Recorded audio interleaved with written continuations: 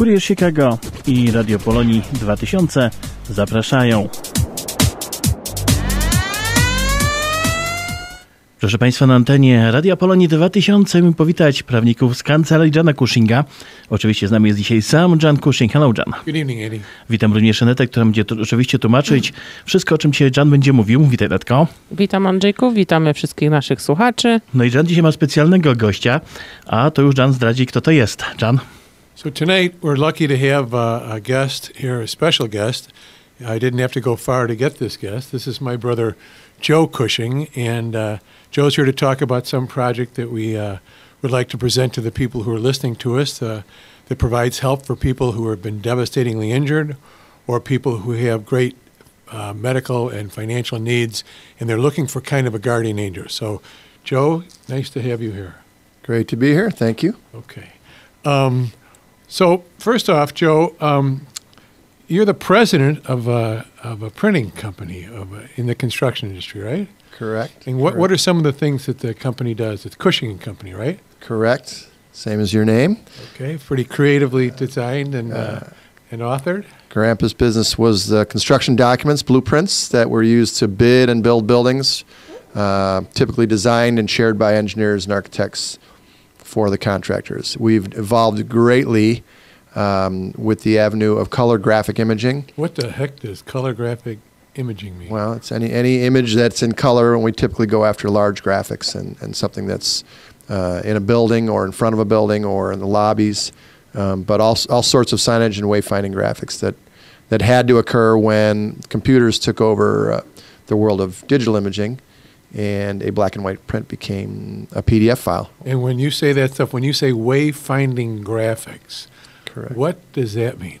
So there's actually a science behind wayfinding. Some architects end up in that world where people are, you walk into a hospital, you need an x-ray, your child is violently ill, you need to go somewhere, you need to be pointed in a direction in an airport.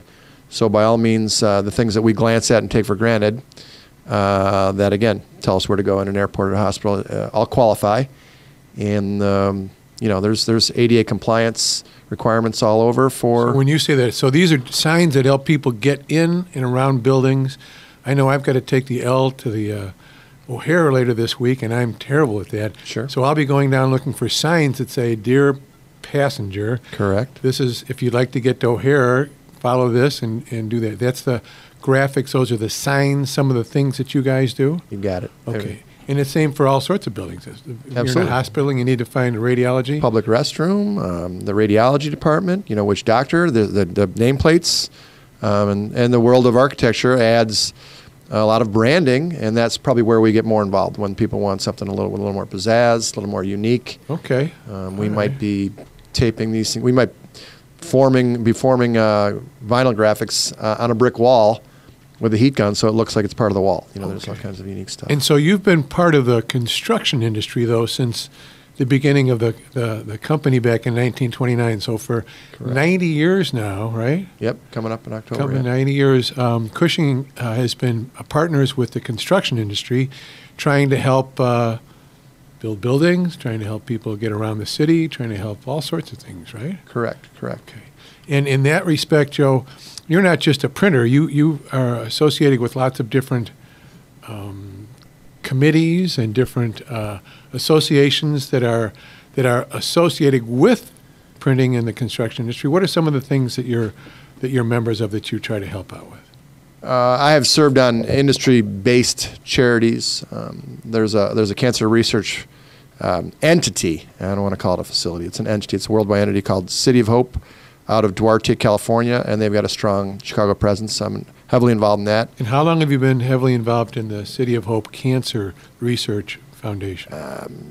15 years, plus or minus a few here and there. Yeah, I've served in those committees for several, yeah. And what brings you to that point in your life where you decide that that's an important thing for you to do? I mean, that's not really a money generating event for your company, right? Well, I mean, I'm in sales. I have been since day one, introducing myself to people any way I could, and I'll be realistic. The initial contact at City of Hope was someone who asked me to print the program. Okay. And I looked at the list of people on the board, and I said, I need to be on this board. There's a lot of important people here. So Okay. it was this maybe selfish, self-serving act. They end up supporting an entity that is curing and researching and investing 70 or 80% of the resources in cure, not just treatment of cancer. And within months of my evolution on that board, we've had 2 siblings get stricken by cancer, I was going to unfortunately. say, so that started out in the let's make a sale. Yeah. And the majority of the time that you spent over the years, though, has been in the benefactor position of trying to help them raise money and do research for cancer research. Correct. Correct. And of course that partly stems, as you just mentioned, we've had in our family, what were there, 8 kids, and how many of us have had cancer of some sort? I mean, the 2 that don't, I don't know if I want So there's their health issues. I'd probably, So of the 8 Irish Catholic kids in our family, 6 of us have had cancer, yeah, and 2 are in heaven Correct. because of it. Correct. correct. Okay. And 1 survivor right here. Well, Big we have time. all sorts Yes. of survivors Yeah, here. we're Everybody correct. at the That's table true. except Annette is a survivor of cancer. So But I've also served on the ACE Mentor board of directors as a past president when they're helping inner city, kids from all over now who have an inkling or a slight interest in architecture, construction, or engineering get one-on-one mentoring. They do projects. These kids absolutely love it. It's an incredible entity, and we're now graduating those kids through themselves, but we're coaching them through college, and we're putting them back in the workforce. Now that's really, really cool. So as the older only in age, but older brother, as I look back at the things that our siblings, our brothers and sisters have done, it seems to me, Joe, that you've done an awful lot more volunteer work in a lot of different areas in the last 10 or 15 or 20 years, and it seems that they all gravitate towards trying to help people. Well, it helps the enthusiasm if you really want to go to the meeting for the right reasons. You join a lot of boards, and you somehow find a reason. There's a more important meeting to go to if there's not a true helpful bottom line. But yeah, if you're doing something for ACE Mentor or March of Dimes or City of Hope, SOS Villages, which is an awesome entity helping. It's the modern day orphanage, is really these little villages. It's uncanny and things they're doing. But if I find myself looking at a reason to go to the meeting and there's something more meaningful than just sales or just running a printing company, which has its own trials and tribulations, yeah, it does. Which, being the president of, you've got a lot of work to do in that position too, right? Here and there, every now and then. A lot of hats to wear in that job. Apparently. So one of the things that it seems that impresses, and I don't mean impresses like there's a judgment, but I admire is that of the groups that you join, it seems like you are efficient and good at it to the point where other groups like to get you involved in their groups also to help them out. Perhaps. Maybe I'm Okay. just a lot of fun to be around. But it leads us to where we come to tonight, and what originally brought my attention to think it'd be nice to have you come on and talk to the people that listen here to our station for the last many, many, many years. And as you know, of the lawyers in our family, and there are a couple, we've done a lot of different work in areas, and some of it's been personal injury, where we've helped people who have been injured to obtain a fair settlement or judgment or some form of justice on their behalf if they've been wrongfully injured, and we try to do that. So, and you've seen that in 3 of the brothers, myself and Tom and Rob, God bless him, who's in heaven now. And but along those lines, it was interesting to me that this last group that you just talked to me about recently is that you're now associated with a group that helps people who are devastatingly injured, and not just physically, because also if they might have financial concerns and things like that. And a group of, I can only think of them as guardian angels, has found you and said, Joe, you might be able to help connect us up to people who need the things that we do. Is that? It's very accurate. That's nicely worded. So. And how long have you been, I don't want to say courted, but how long have you been, has this group been looking at you saying, geez, it'd be nice if you came on board? When did that start? I mean, it started with a round of golf. I believe I lost the round and was told I have to be involved if our buddy David was going to take over as president. He pointed at me and said, Joe's got to be on the board if I'm going to accept this. So we. And was that back when your shoulder was bad? I know that you've had your shoulder taken care of since. So it was August. It was, we can blame it's somebody my on a bad excuse. shoulder. It's my excuse for losing that bet. Yes. Okay. But yeah, it was August where they invited me. I have only been to one. They've had one meeting that I missed and one at Christmas time. And when they explained to me why in the heck they would want me on their board. So. And what do they have a name or a moniker or something that they go by? They prefer to remain anonymous. Their board is called Crash. Okay. Contractors rallied around servicing and helping others. I mean, it's just as simple as that. All right. It originated from our pal who's from Ireland. None of these guys want to be named. They're all high integrity. The top, I mean, if you see a big building going up or a hospital, their names are the ones that are out on the barricades. These are the high-end commercial contractors in the city who are just quietly rallying the troops behind closed doors to help people out. And these are people that you've worked with professionally. Correct. Over the decades that you've been in the profession that you now are at the pinnacle of. Yes. And I find it interesting that they not just like you for your golf or that the services that Cushing can provide for them, but they appreciate what you can bring to the table in trying to help people who need help that isn't necessarily a financial benefit to you. And along those lines, it's interesting that this group, you say their moniker is Crash, that's their acronym, they don't have a website or a phone number or a, by the way, we're here to help the world, call up. They use people like yourself for in what respect are they looking for you to help them? Well, I think the one guy's a pal. I went to college with him. He's from a family with one brother. I'm from a family with 8 siblings. You go to one of our parties, it's very different than one of his, the family graduation. And I've been networking my whole 31 years in business. So he said, we need a sales guy. We need to go out and sell the next project, the next free project. And when you hear someone say, I need a sales guy, what the heck are you out there to sell for this group? I mean, watching their presentation of the 6 or 8 people they helped last year, 6 or 8 families they helped in the last couple of years, tears came to my eyes. It was an unbelievable opportunity to go out and give someone a gift. I think we've already found our first candidate for March. So when you say, though, if I might just draw back for a second, when you say you've explained that you have an experience of having seen this in work in the field, not necessarily that you were part of it, but at some point you've seen what they've been able to do for some of the people that needed help in general. And of course, we're not here to pry into person's personal lives, but in general, what type of assistance has been provided to what type of person who qualifies to this group? And again, since they don't have a website or they don't have an ad, they don't have a TV or a radio, come on, this is who we are. They're looking for people in need in the way they look for them. Who have they reached out to and helped that you've seen, not necessarily the name, but what type of injured persons or what type of needy people have you seen their product shows? I wish I was the most active board member to tell you. There is a woman who has chronically been physically ill, had always had the assistance of her parents, but obviously able to get by with canes and wheelchairs. In her 20s, 30s, 50s, 70s? No, she was probably in her high 40s. Her parents passed away. She was independent enough to live, but you learn quickly without any family after a while, the additional needs you need for mobility. Mm-hmm. I know they just helped a little bit. I believe she fought off some assistance, but they revised the inside of her house a little bit for wheelchair accessibility.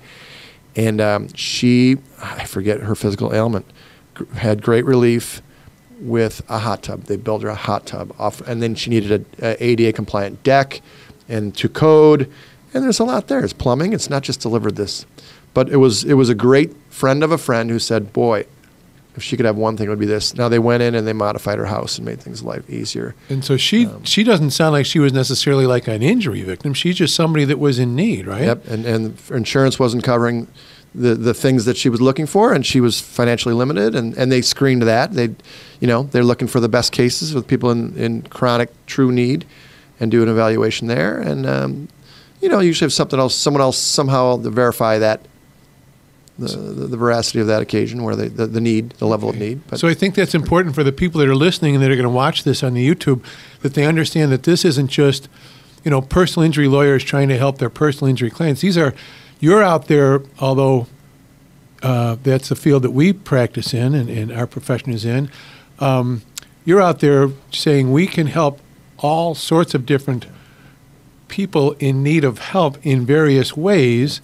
They need not have been in an accident, because a lot of people listen to our show, listen and think, oh my goodness, the Cushing Law Office, they do lawsuits and settlements and car accidents and work-related, which we do, but you're here to help people who just need help. correct. I mean, the accident is a common one. We've had a few people bound to a wheelchair.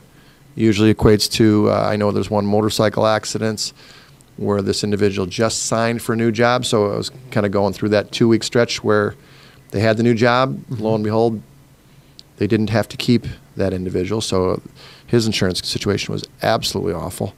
There's another spinal injury where the person was well covered with a government job, but insurance does run out, therapy runs out. You can spend X number of months at the rehab center, but eventually they pass you on and you get home and you don't have a ramp, your doors are not wide enough, your bathroom is upstairs, it has a shower, and you need to shower. There's all kinds of... You need to get to it in the first place, right? Yeah, if it might be on the wrong level, it's so inconvenient for you to get to. Or a kitchen that doesn't have an ability, for that individual to reach out and turn on the water, the faucet. Okay. Independence is obviously a big need. And as we've talked over the years to our audience, just being injured under the law in Illinois can be a sad day, but it doesn't mean that people can receive any compensation for the injuries that they suffer or the needs that they have after they've been injured. So as I've always, Ned and I have talked about for years, in a lawsuit in Illinois, you have to have who's at fault and then how bad you're injured. And we at Cushing Law offices have to talk to a lot of people over the years and say, oh my God, you've been devastatingly injured, or your relative or friend or mother or lover or whoever has died. And it's sad like nobody can believe. But there's nothing that our law firm can do because the law doesn't have anything to compensate the system in. Yep. What fascinates me about this is when you first brought it on, you fill a gap here for people who don't have to worry about getting a lawyer or suing anybody. You're just dealing with people who say, first off, a lot of these people are being brought to the attention of this group of angels. Yep. They don't come seeking help. They have friends that say, oh my God, I've got a friend who really could use this help. They are a mess in a million ways. Can we help them? Yeah. And that's just it's so heartening for a lawyer who has so many areas that we can't help to find out, there are nice people out there that can do this type of work. Yeah. I think you just mentioned to me just very recently that one of the most recent cases that your group is reviewing, it sounded just horrible. A young man slipped on this ice and snow. holding his baby, and again, resulted in his, he's clutching his baby and it hits his spine. The baby's okay, is what I hear every time. And again, it's probably a year later. He's been a trooper. And this is the parent, right, who was holding a child slipped? And what injury did he suffer? Spinal injury. Okay, lower spine. So he's tied to a wheelchair? And his friend sought us out. He's trying to tough it out and manage his own life in his own way. But, I got a nice note from this individual. Hopefully that turns out real well in that occasion. So. Okay. So the upshot of what we're talking about tonight is that since you've just been brought on this board in the position of sales, right? Correct. Which Business development, yeah. Which means you're a compassionate man, and you're looking for other people similarly of a similar ilk that are compassionate that say, we're not here to get anybody a free pass for anything. We're not here to help people who can help themselves. But if people need the help and truly do need the help, you're looking for referrals, people to tell your group about potential, I hate to say victims, but potential people who are in great need. Potential customers of ours. There you go. Yeah. There you go. Customers who are in great need of assistance. that don't have their hand up, but just have their hands tied to their side saying, what can I do? And your group might be able to help them, right? Yep. It's my understanding that there's, if I could only just have these things, and it's, again, it's like you said, it's an in-between between their current life and the future. But if there would be a nice fix on, again, wider doorways, accessibility, the ability to be independent, to cook and clean and shower themselves. A lot of times there's a scope that can be drawn up. There's a few architects, there's engineers, there's everything from flooring guys, drywall guys, electricians, mechanical, and they are engaged, and they were excited to have the thought of their next job lined up. They didn't have anything in their backlog, and they're looking for that next job. That's how thoughtful they are. Oh, that's really great. And do you know about how many projects they can handle at once, or does it make any difference? Or I don't Okay. know that answer. So really the idea is just to find out enough candidates that possibly do it, and then they make their decision, and I imagine that they bend depending on the needs of the people that they're trying to assist. And I will tell you, there was more than one of certain trades. By all means, it comes down to availability. There's 25 board members, men and women. There are. Yeah. Oh, yeah. So the guess is if the need is right and the timing is right, and we can get, 2 flooring guys to split off and go, or 2 generals to go, or 2 architects to go, we'll try to do that. It'll come down to availability and logic and.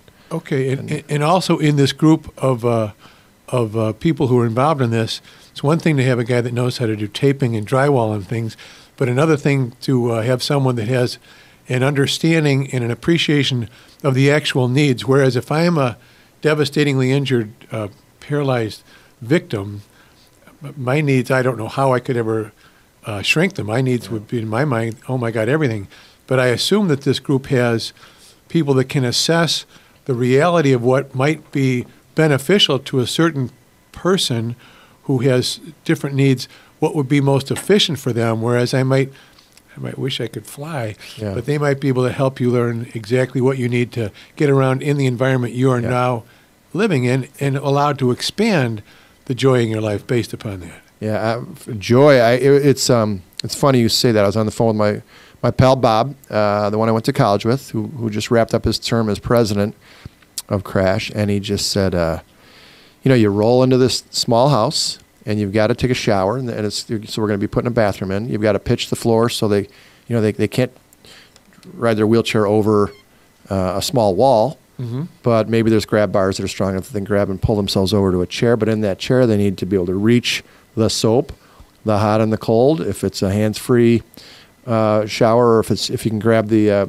handle itself and grab the shower, needs to be within reaching distance of that chair. If that chair is too close or too far, you've got, he clearly knows this inside and out just from his time in Crash, because I know that's not what he does on a daily basis. So and also when over the years our law firm has dealt with some people who again are devastatingly injured in a lot of different respects.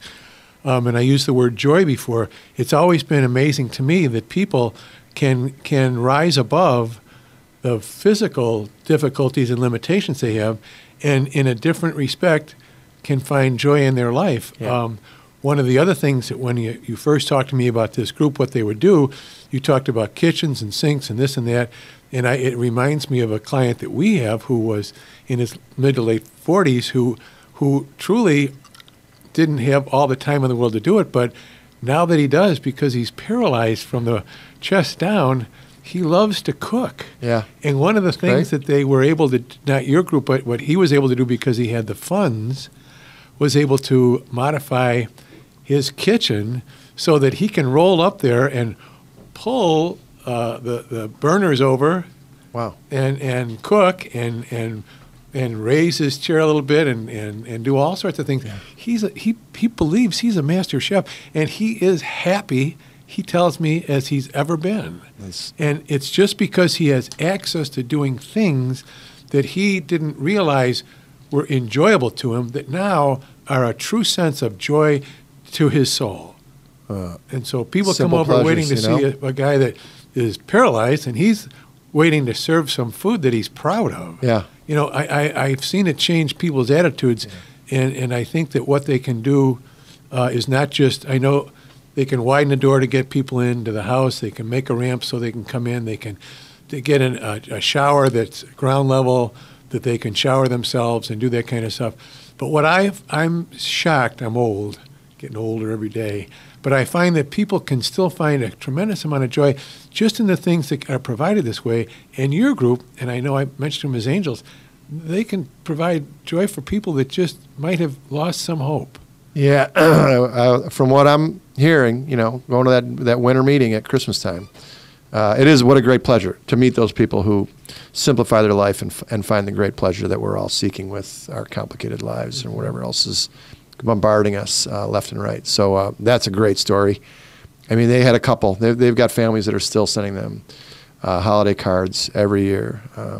I was on the phone because of the outreach I made to you. It was that email around Christmas time, or I can't remember when it was. But, I get put in touch immediately with some people from Lurie Children's, the Rehab Institute. Really? What a resource that should be. My God, they've got the Rehab Institute of Chicago. Yep. So, and Lurie, they have nothing but devastatingly injured people there. So I've got a couple coffees scheduled there. And then one woman who was with, a house for wayward kids, basically wayward because their parents were not in the picture for whatever reason. Mm-hmm. And she said, hey, I know Crash. You helped someone in my neighborhood. Really? Yeah, remarkable. And then there's another group. The gentleman needed a wider driveway, and he just said, that's all I need. It's a wider driveway with that angle sidewalk that could allow me to pull up my van, let my wife park to the left, my van on the right, and my little mini ramp and get up. And the contractors got there, and they saw a way different set of needs. Called their buddies. They were there on a Saturday, I think. And they were going to pick apart his driveway or pound, dig up the grass and make it 8 feet wider. And they looked and saw the van, and they sized it up and said, this is crazy. He needs something to take him to the back. They cut a door out of the back of his garage. They widened the driveway, and they put a hole. They said, do you own this property? Yep. And they placed, they widened it as it needed to be done. And they knew they're either going to be there till 3 or they're going to be there till 5. What the heck's the difference? Pounded out the whole old driveway, redid it. And he was an Army veteran, and they put an American flag in the concrete. They had this. These guys. That's what they do. Sure. And surprised him and his wife, and the reward was, they were talking about it at Christmas, and it was probably 15 months ago. Sure. Retelling the story about how heartwarming and how much appreciation there was, and then, they had a ramp that was coming in. They helped them set it up, and whatever. While we're here, what else can we do? Kind of a thing, and got great. I know that was what nurtured these angels that I'm in touch with, that kind of reaction. And so, and again, that adds to the point that says that, somebody might think they need one thing, but you're bringing resources from people who are designing and helping all sorts of different people in need so that they will be able to add ideas and comments that might, again, add to people's enjoyment of life and their possible joy. One thing I want to make sure that everybody that's listening or might be watching this YouTube is that I don't want people to think, well, I don't, who am I to know somebody and refer them and that might need it? Why would I want to butt into someone else's life? Yeah. And that seems so limiting to me. It seems like that everybody that listens to this or hears this might be able to be at least on the alert, not necessarily aggressively looking, but with their eyes open to be aware that, oh my goodness, look at that. Now it's like when a woman first gets pregnant, everybody that she sees on the street seems to be pregnant. But once you start to think about people in need and have an eye to the public about that, you might start saying, oh, I've got a cousin whose good friend had this happen, or my neighbor told me a sad story about something. And I don't mean sad in a, oh, woe is me, but a story that had some compassion, that needed some help. Those are the people that really, I would imagine, can provide quite a bit of fodder and quite a bit of help for you finding people that really need to be done. And they don't have to be a doctor or a lawyer or any special profession or anything, just someone that has their eyes open and compassionate about people that they see that might be able to assist. And the other thing is that the people that might want to call or refer their friends or people that might be in need, we don't have to make them feel like, oh my God, this has to be an absolute case. Sure. And it won't be that case. They will review it. Your group is willing to take on people who have ideas And if this is something that fits, it will. And if it's not something that fits, it helps the people who are referring these customers Sure. to have a better idea about what really the service can provide for the people in need. Yeah. Does that sound about right? Yeah, correct. Yep. Okay. And when you say Hope, I know that the City of Hope is something that you've been doing for many, many years. Yeah. And I think, was it last year you led the national or the Chicago group on the City of Hope? Was that the... Sure. So we last year, I was honored at their annual dinner. Yeah. So you're being passed around. They're using you all over the place. Yeah. God bless you. So, I don't know that there's anything else that we can add about this. There's something else that you'd like to talk about with that group that we haven't mentioned, or? I think we covered the gist of it, and I'm their newest board member, so I don't want to go too crazy. But by all means, they are motivated by the synergy, the energy, the happiness that some of these fixes can bring to households that are right along the lines of their strengths. And these are some truly high-end, really high-integrity folks. It's a pleasure to be. Do you know about how long they've been doing it? It's up close to 8 or 9 years. Well, Bob was just president for, over 9 years, probably 12. Okay. Yeah. All right, great. Good. Started from our pal from Ireland, who said they do similar things over there, and he brought it, and then, probably about 12 years. Good. And it looks healthy for the coming year. I think They tell me they want a backlog of business. So I guess business, they're ready. They're raring and ready. So yes. Okay. Well, I appreciate you being here, Joe. Of course. I can't tell you how lucky I am to have you as a brother. Likewise. Thank you. Ja dziękuję naszym gościom za wizytę w studiu Radia Polonii 2000. Oczywiście naszymi gośćmi są prawnicy z kancelarii Johna Cushinga. Dzisiaj oczywiście był sam John Cushing i oczywiście jego brat. Tak więc dziękujemy bardzo. Dziękuję Anecie za to też, że była z nami. Dziękuję, Netko. Dziękuję również. Akurat nie miałam dzisiaj za dużo do tłumaczenia, bo panowie się rozgadali. Miejmy nadzieję, że mniej więcej na pewno dużo osób z was zrozumiało, o czym mówili, a głównie, tak jak wspominaliśmy w tamtym tygodniu, o grupie, która pomaga naprawdę osobom w potrzebach. Jeśli ktoś chciałby zasięgnąć więcej informacji, oczywiście można zadzwonić do naszej kancelarii 312 726 2323 i również możecie znaleźć nasze informacje na stronie internetowej www.cushinglaw.com. Tak więc gorąco zapraszamy. Po więcej informacji 312 726 2323. Ja dziękuję Johnowi za wizytę. Thank you, John. Thank you, Wolfman. Dziękuję również naszemu gościowi. Thank you. Thanks, Eddie. My pleasure. I zapraszamy oczywiście do kancelarii 312 726 2323 i na stronę internetową www.cushinglaw.com. Kurier Chicago i Radio Polonii 2000 zapraszają.